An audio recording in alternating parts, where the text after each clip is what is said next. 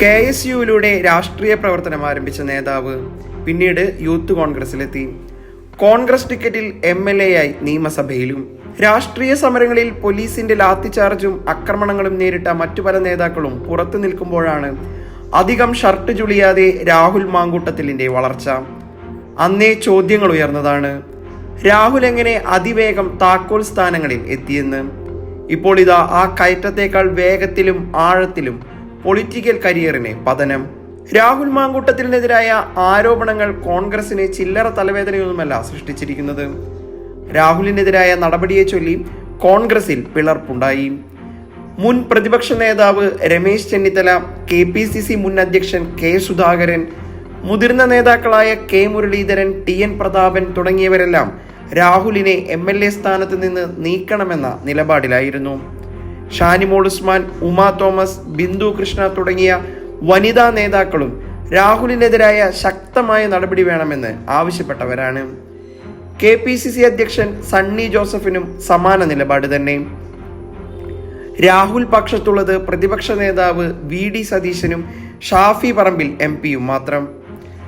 കോൺഗ്രസിന്റെ ശബ്ദമെന്ന് സ്വയം ഊറ്റം കൊണ്ട രാഹുൽ ഇപ്പോൾ സാങ്കേതികമായി കോൺഗ്രസ് MLA അല്ല. ആരോപണങ്ങളുടെ അടിസ്ഥാനത്തിൽ രാഹുലിനെ പാർട്ടിയിൽ നിന്ന് സസ്പെൻഡ് ചെയ്തു. പാർലമെന്ററി പാർട്ടിയിൽ നിന്ന് പുറത്താകുന്നതോടെ രാഹുൽ സ്വതന്ത്ര MLA ആയി ചുരുങ്ങും. സഭ ചേരുന്ന ദിവസങ്ങളിൽ 1 മിനിറ്റിൽ കൂടുതൽ സംസാരിക്കാൻ അവസരം ലഭിക്കില്ല. മാത്രമല്ല, കോൺഗ്രസ് MLA മാറിയിരിക്കുന്ന ബ്ലോക്കിൽ നിന്ന് ഇരിപ്പിടവും മാറ്റിയേക്കാം. നിലവിൽ പാലക്കാട് MLA ആയ രാഹുലിനെ കോൺഗ്രസിൽ ലഭിച്ചുകൊണ്ടിരിക്കുന്ന സകല പ്രിവിലേജുകളും ഇതോടെ അവസാനിക്കും. അടുത്ത നിയമസഭാ തെരഞ്ഞെടുപ്പിൽ രാഹുലിനെ സീറ്റ് നൽകില്ലെന്ന കടുത്ത തീരുമാനത്തിലേക്കും കോൺഗ്രസ് നേതൃത്വം എത്തി.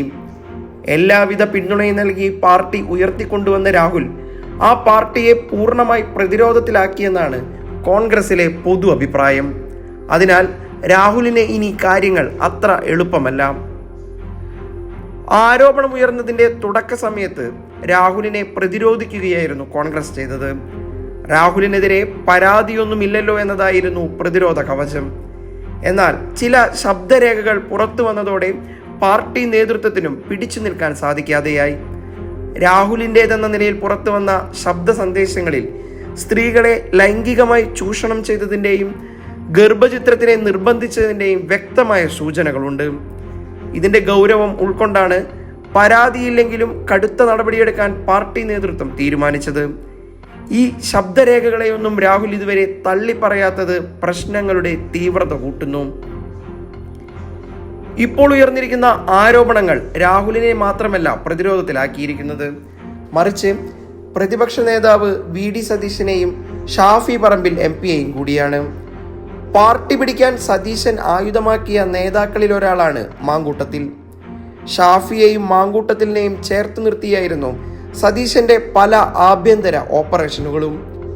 മുതിർന്ന നേതാക്കൾക്കടക്കം ഈ ഗ്രൂപ്പിസത്തിൽ നീരസമുണ്ടായിരുന്നു.